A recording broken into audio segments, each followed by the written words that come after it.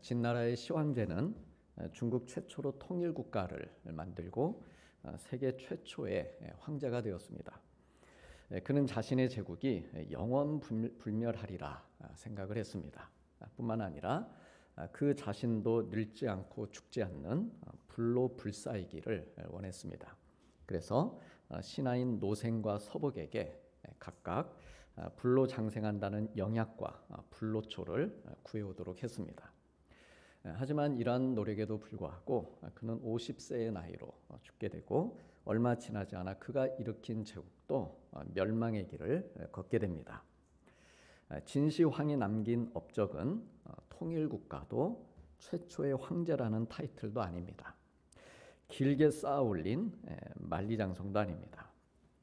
진시황, 그가 인류에 남긴 중요한 교훈은 사람도 제국도 영원할 수 없다는 것입니다. 시작이 있으면 끝이 있고 영원한 것은 없다. 이것을 인류에게 알려줬습니다. 진시황보다 약 700년 앞서 살다 간 솔로몬 왕은 범사에 기한이 있고 천하만사가 다 때가 있나니 날 때가 있고 죽을 때가 있다라고 했습니다. 그리고 모든 인간이 반드시 알아야 될 한 가지 중요한 사실이 있는데 그것은 의인과 악인을 하나님이 심판하실 것인데 이는 모든 목적과 모든 일에는 때가 있기 때문이다 라고 했습니다. 솔로몬은 진시황이 가진 것 이상의 큰 나라와 부귀와 명예를 가졌던 왕입니다. 인근에 있는 모든 나라의 왕들이 이 솔로몬이 이룬 그의 업적과 그의 지혜로운 말을 듣기 위해 은근과 보물을 가득 싣고 왔다라고 했습니다. 사람들로부터 칭찬과 부러움과 존경을 한 몸에 받으며 살았습니다. 하지만 그가 결국 깨달은 가장 큰 지혜, 그것은 이 땅에 영원한 것은 없다는 것이었습니다. 사업도 크게 해봤습니다. 자기를 위해 집도 지어봤고 동산과 가운들을 만들고 또 많은 연못들도 파보고 예루살렘에서 가장 많은 소와 양떼도 가져봤지만 모든 인생은 결국 돌아가게 되어 있다라고 하는 것입니다. 그리고 그렇게 돌아가게 되면 그 인생의 끝에 반드시 하나님의 심판이 있다는 것입니다. 꿈이 많으면 헛된 일들이 많아지는데 그러므로 오직 하나님을 경외하는 삶만이 복된 삶이다 라고 했습니다. 만일 진시황이 솔로몬이 한 이 말씀들을 그가 들을 기회가 있었다면 그의 인생은 사뭇 달라졌을 것입니다. 불로초를 구하거나 아방궁을 짓는 헛된 일에 시간 쓰지 않고 또 다른 역사의 긍정적인 업적을 남겼을지도 모릅니다. 그렇다면 이제 오늘 우리의 시간으로 돌아와서 우리는 어떻게 살아야 할까 하는 것입니다. 우리 성도님들, 우리는 왜 예수님을 믿으며 살고 있을까요? 왜 교회 다니면서 말씀을 듣고 끊임없이 기도하며 인내하는 삶을 살고 있을까요? 왜 매주 똑같아 보이는 예배를 오늘 또 이렇게 모여서 또 드리고 있는 걸까요? 다 함께 오늘 전도서 본문 11절, 14절 말씀을 화면으로 같이 보시겠습니다. 하나님이 모든 것을 지으시되 때를 따라 아름답게 하셨고 또 사람들에게는 영원을 사모하는 마음을 주셨느니라. 하나님께서 행하시는 모든 것은 영원히 있을 것이라. 하나님이 이같이 행하심은 사람들이 그의 앞에서 경외하게 하려 하심인 줄을 내가 알았도다. 아멘. 우리가 예수님을 믿는 이유, 내가 범사에 감사하고 인내하며 사는 이유, 오늘 또 내가 하나님 앞에 모여 예배를 드리고 있는 이유는 첫째, 하나님께서 우리에게 영원을 사모하는 마음을 주셨기 때문이고 둘째, 영원을 사모하는 그 복된 마음으로 하나님을 경외하게 하셨기 때문입니다. 오늘 그냥 시간 되니까 한번 교회 가볼까? 이래서 우리가 교회 나온 게 아니라는 것이죠. 내가 의식하든 의식하지 못하고 있든 나에게 영원을 사모하는 그 마음을 하나님께서 심어주셨습니다. 그리고 그 복된 마음으로 하나님을 경외하게 하셨기 때문에 우리가 오늘 또 하나님 앞에 나와 예배를 드리고 있다라고 하는 것이죠. 그래서 사람들이 너 왜 교회 나가? 왜 교회 다니느냐? 이렇게 물어본다면 그냥 이거는 답이 아니에요. 그냥은 답이 아닙니다. 그냥 좋아서 그거는 뭐 한 50점 될 수 있겠죠. 우리가 좀 전에 그 성경의 말씀들을 기억하면서 그렇게 우리가 답해 줄 수 있어야 됩니다. 그리고 나를 향해서도 내가 왜 예수님 믿고 찬양하고 기도하며 예배를 드리는 걸까? 이 경쟁 사회에서 내 일 하나 하기에도 바쁜 시간에 시간 부족한데 왜 주일이 되면은 교회에 나가고 봉사도 하고 찬양대도 하고 교사도 하는 걸까? 이런저런 이유들을 생각하면서 때로는 고민도 하고 갈등하고 그러게 내가 왜 교회 나가는 거지? 그렇게 회의를 품다가도 그건 하나님께서 나에게 영원을 사모하는 마음을 주셨기 때문이라고. 그리고 그 좋은 마음으로 하나님 경외하도록 하셨기 때문이라고. 이렇게 답하며 확신을 가지고 사는 성도님들 되시길 바랍니다. 사랑하는 성도님들, 우리는 이렇게 영원을 사모하는 마음을 가진 하나님의 자녀들이면서도 그러나 또한 반대로 죄를 한가득 지닌 채 꿈꾸는 자들이기도 합니다. 다시 말해 우리가 믿음을 가지고 영원한 삶을 살고자 할 때 그 믿음의 길에 서서 하늘의 하나님을 바라보고 그렇게 믿음 생활을 하고자 할 때 그러나 또한 충돌하는 꿈들이 생긴다는 말씀입니다. 우리는 현재보다 더 나은 삶을 꿈꾸지만 우리의 꿈은 주님에 대한 것이기보다는 자기 자신의 계획에 관한 것일 때가 많습니다. 비록 의식하지는 못하더라도 여러 선택과 결정의 순간들마다 주님과 갈등하기도 합니다. 주님께서 나를 통해 일으키시고자 하는 그 변화가 내가 꿈꾸는 변화와 맞지 않을 때도 있습니다. 그래서 필요한 것이 우리 영원을 사모하는 하나님의 자녀들은 꿈꿀 만한 가치가 있는 것들을 위해 기도해야 한다는 것입니다. 우리 성도님들께서 꾸준히 구하고 있는 기도 제목들이 있습니까? 어떤 종류의 필요들로 우리 성도님들 그 기도의 내용들을 채우고 계십니까?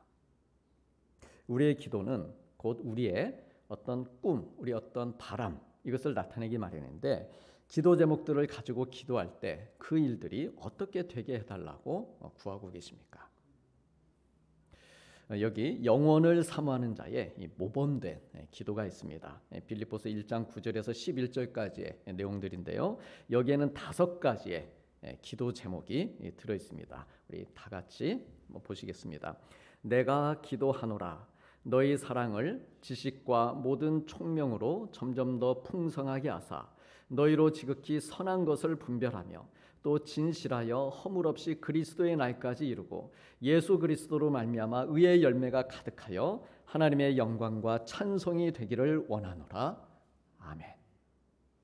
우리 성도님들 좀 전에 이 기도 제목들은요 주후 1세기에 실제로 믿음 생활을 하며 살던 이들에게 주어진 기도 제목들입니다. 그러니까 추상적이거나 이것도 성경이네 이거 공부해야 되나 이렇게 접근해야 될 말씀들이 아니라는 것이죠. 그런 내용들이 아니고 그들의 실생활에서 곧바로 적용하며 살 수 있는 그러한 기도의 내용들이었습니다. 바울은 이 빌립보 교회 성도들이 하나님을 사랑하는 마음을 가지고 있다는 것을 알고 있었습니다. 기본적으로 저들이 하나님 사랑하는 마음이 있구나. 참으로 귀한 마음이 있다는 것을 알고 있었습니다. 그래 그들을 위해 기도하기를 주님을 사랑하는 그들의 그 마음이 단지 그 마음에 머물러 있지만 않게 하고 사랑해요. 그 마음은 알겠어. 근데 마음에만 그렇게 묻어두지 말고 지식으로 총명으로 그 사랑하는 마음이 풍성하게 자라가기를 위해 기도했습니다. 내가 너희들을 위해 이렇게 중보할 테니 너희도 이 기도 제목을 붙들고 그렇게 똑같이 기도하라는 것이죠. 성령의 도우심을 바라며 선한 것을 분별하고 진실하고 의의 열매를 맺으며 그 결과 그들의 하나님의 영광이 되고 찬송이 되기를 위해 기도했습니다.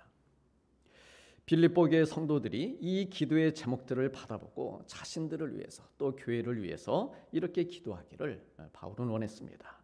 이것이 영원을 사모하는 자들이 가져야 할 기도 제목이고 바울의 이 기도는 소망에 가득 차 있었습니다. 바울은요 자기가 지금 어떤 사람들을 위해 기도하고 있는지를 알고 있었습니다. 그들은 많은 연약함과 세상의 도전 가운데 살고 있는 사람들이었습니다. 그리고 그런 그들을 생각할 때마다 바울은 오히려 확신에 넘쳤습니다. 저들이 세상의 큰 도전 속에 살고 있구나. 어쩌지? 안타까워서 어쩌지? 그런 마음이라기보다는 오히려 더 어떤 큰 확신 가운데 그가 있었다라고 하는 것이죠. 왜냐하면 그들에게는 주님을 사랑하고 영원을 사모하는 마음이 있었기에 연약함 중에도 고난 중에도 계속해서 저들은 삶의 변화를 이루며 살 수 있을 것이다 기대했기 때문입니다. 그들 스스로에게 자기들 스스로가 자기 행동을 변화시킬 능력이 있어서 바울이 확신한 것이 아닙니다. 바울의 확신은 그들에게 있지 않았습니다. 바울이 빌립보 교회와 성도들을 생각하면서 확신할 수 있었던 이유는 그의 확신이 예수 그리스도에 근거했기 때문입니다. 그들에게 영원을 사모하는 마음을 주신 그분이 누구시냐? 그들 스스로 만들어내는 마음이냐? 그게 아니라는 것이죠. 선물로, 구원을 선물로 그들에게 주신 예수님께서 그 영원을 사모하는 마음을 주셨다. 주님께 근거했기 때문입니다. 그래서요, 바울의 이러한 확신을 가리켜서 그리스도 중심의 자신감이다. 우리는 나 중심의 자신감을 가지고 살아갑니다. 그러나 우리 그리스도인들이 가져야 될 것은 나 중심이 아니라 물질 중심의 자신감, 우리 집이 좋아, 내 집 중심의 자신감, 그게 아니라는 것이죠.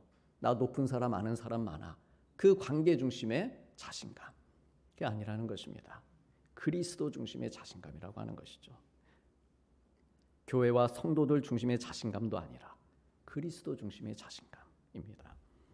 그리고 이러한 그리스도 중심의 자신감은 영원을 사모하는 성도들을 우리 인생의 궁극적인 목표, 궁극적으로 나아가야 될 그 방향으로 이끌어줍니다.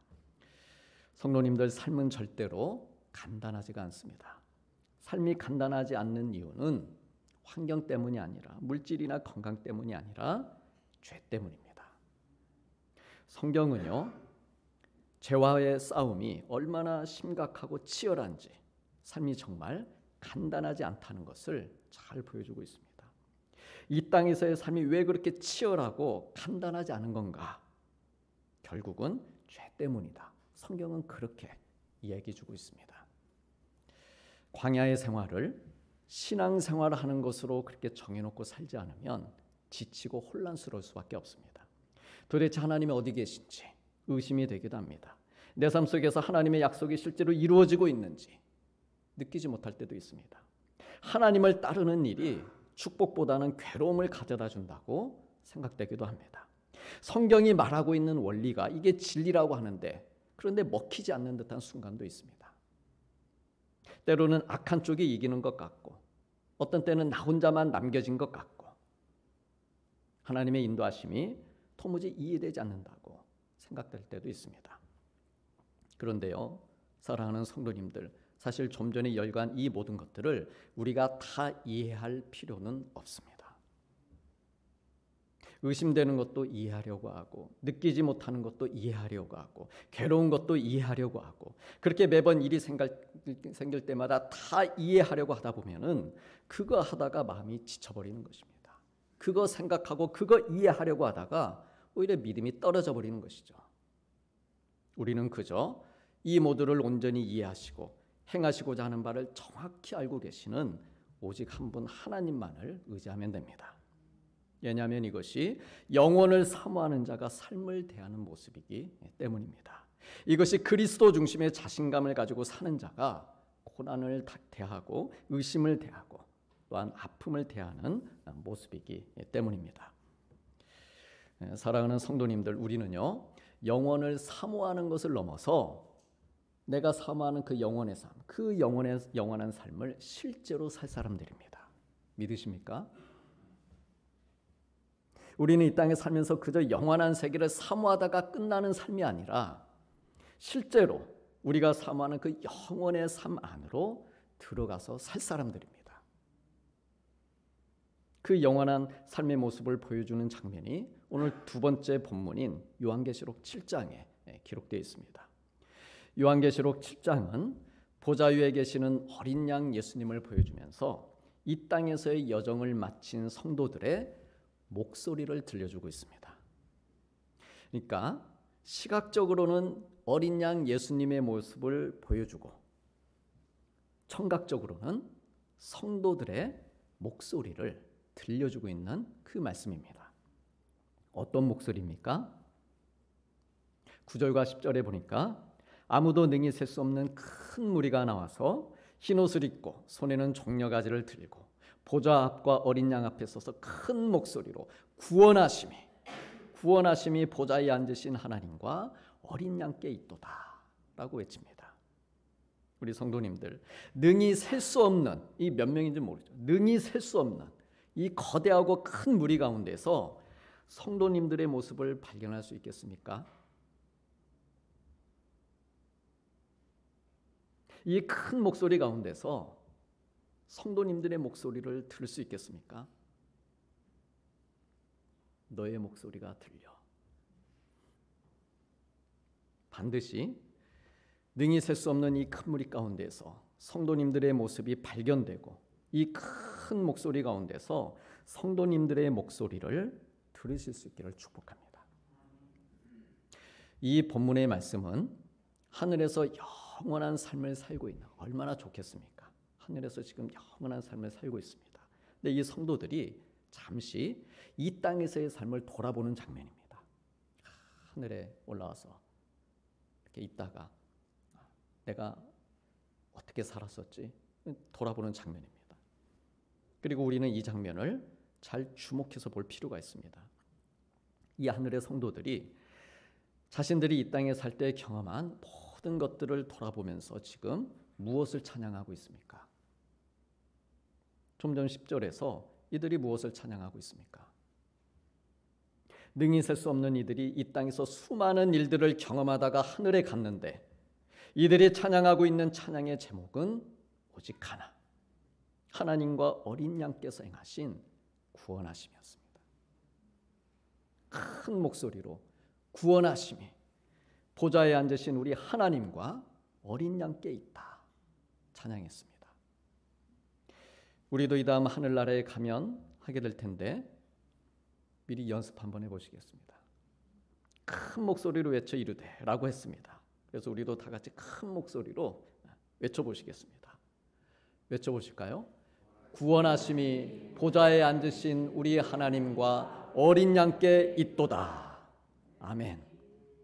구원하심이 보좌에 앉으신 우리 하나님과 어린 양께 있도다. 이 하늘의 성도들은요, 이 땅에서의 좋은 직장과 아름다운 집과 친절한 이웃과 행복한 결혼 생활과 육체의 건강과 그 밖에 많은 다른 것들을 주신 하나님을 찬양할 수도 있었습니다. 이 모두는 정말로 좋은 것들이고 감사드리기에 충분한 것들이죠. 좋은 직장, 아름다운 집, 좋은 관계들. 하지만 이들이 감사를 드린 것은 그런 것들이 아니었다라고 하는 것이죠. 이 땅에서 영혼을 사모하며 살다가 하늘에 간 성도들이 드린 찬양은 오직 하나, 하나님의 구원하심이었습니다. 자신들을 위해 십자가에 달려 죽으신 예수 그리스도의 구원하심이었습니다. 그래 그들이 주님 앞에 서서 흰옷을 입고 면류관을 쓰고 주님과 함께 다스리게 되었을 때 비로소 그들의 인생은 완전히 완성이 되었습니다.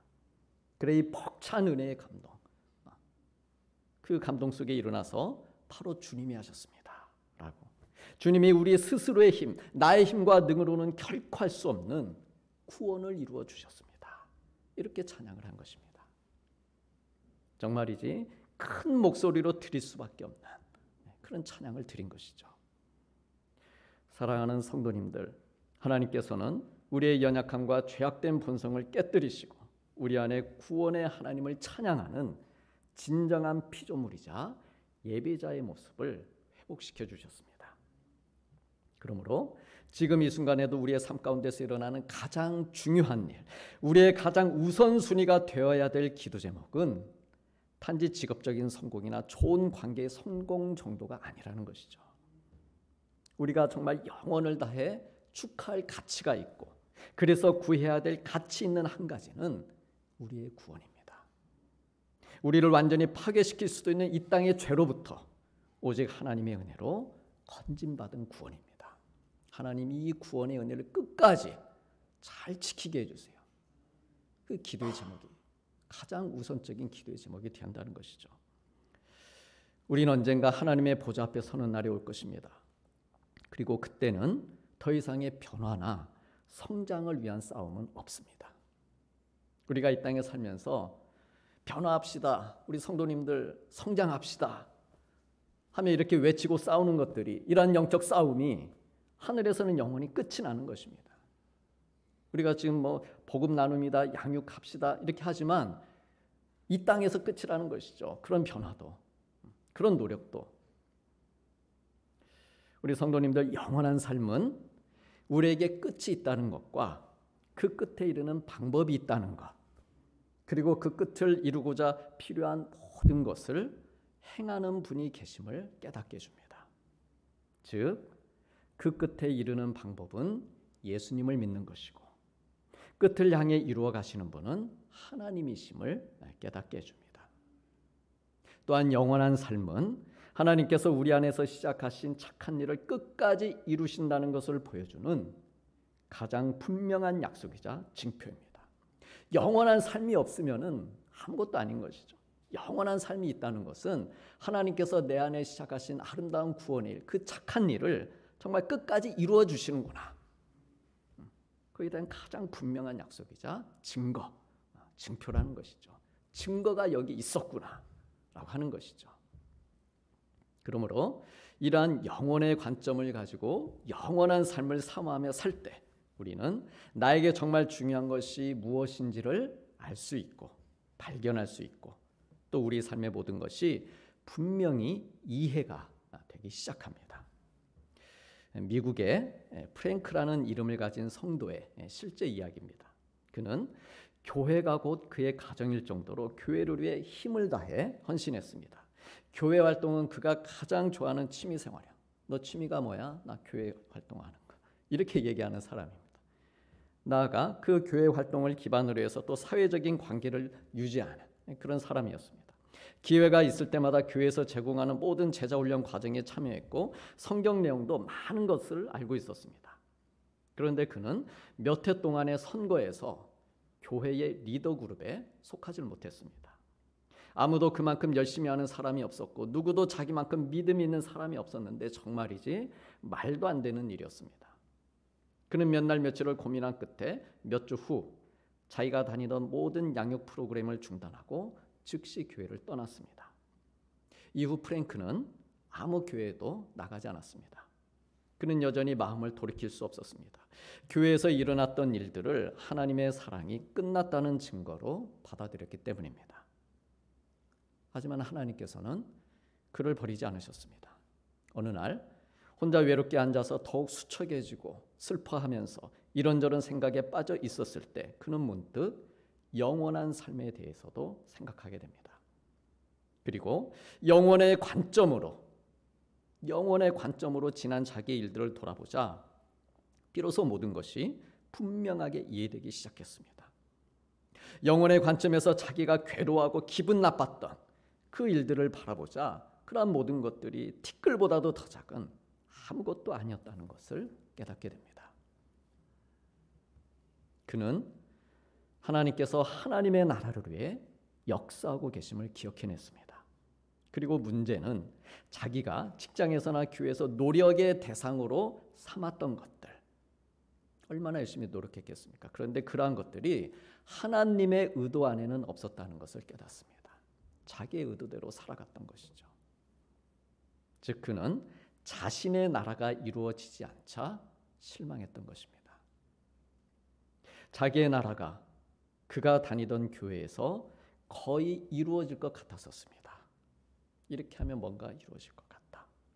하지만 모든 기대가 무너져 내리고 실망에 빠져 있었고, 그러나 그럼에도 불구하고 하나님께서는 그의 마음속에 하나님의 나라를 세우시고자 변함없이 역사하고 계셨습니다. 그가 하나님 나라에서 영원토록 기쁨을 누리며 살도록 준비하고 계셨던 것입니다. 그는 교회에 대한 그동안의 자신의 열정과 헌신이 주님의 구원 사역과 아무런 상관이 없었음을 깨닫고 큰 충격을 받습니다. 그리고 지금까지의 자기의 절망, 자기가 분노했던 것, 이것이 단지 교회에 대한 것뿐만 아니라 하나님께 대한 것이었음을 고백하기 시작합니다. 그리고 그러면서 주님과의 관계는 물론이고 교회와의 관계 역시 회복되었습니다. 사랑하는 성도님들, 비단 그의 문제뿐만 아니라 우리가 안고 살아가는 모든 문제들도 마찬가지입니다.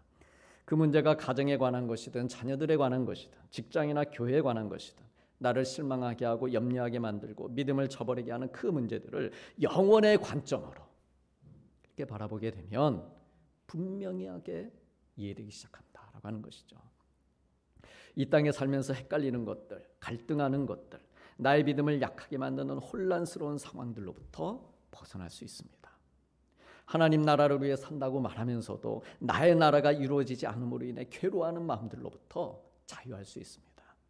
내가 하나님보다 앞서 나가고 있지는 않은지, 주님으로부터 도망치도록 스스로 변명하고 조장하고 있는 그런 일이 있지는 않은지, 의심과 혼란과 두려움 때문에 방해받고 있지는 않은지, 영원의 관점으로 이 모든 일들을 살필 때에 그 유혹과 혼란으로부터 벗어나서 다시금 정말 가치 있는 일에 집중하며 나를 들여 살 수 있습니다.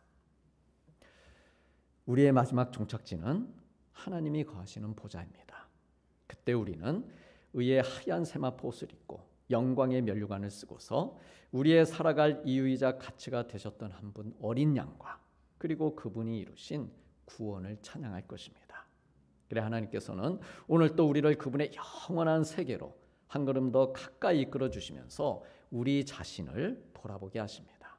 그리고 영원의 세계에 다다를 때까지 이 땅에서 허락하시고 맡겨주신 은혜의 삶을 살면서 하나님께서 때를 따라 아름답게 지어주시는 것들을 감사함으로 누리며 살기를 바라십니다.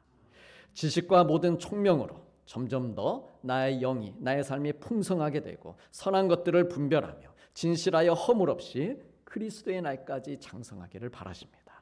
그래 구원의 주님으로 말미암아 의의 열매가 가득하여져서 하나님의 영광과 찬송이 되는 삶을 살기를 바라십니다. 그러므로 바라기는 이 놀라운 은혜의 삶, 이 놀라운 구원받은 삶, 그리고 영원을 사모하는 삶이 사랑하는 우리 성도님들의 기대가 되고 소망이 되고 또한 자신감이 되어서 우리의 가정과 일터에서 큰 목소리로 하나님 찬양하며 이 한 주간도 하나님 나라의 영광에 참여하는 복된 성도님들 되시기를 주님의 이름으로 축복합니다. 기도하시겠습니다. 하나님이 모든 것을 지으시되 때를 따라 아름답게 하셨고 또 사람들에게는 영원을 사모하는 마음을 주셨느니라. 이 일 후에 내가 보니 아무도 능히 셀 수 없는 큰 무리가 나와 흰옷을 입고 손에 종려가지를 들고 보좌 앞과 어린 양 앞에 서서 큰 소리로 외쳐 이르되 구원하심이 보좌에 앉으신 우리 하나님과 어린 양에게 있도다 하니. 아멘.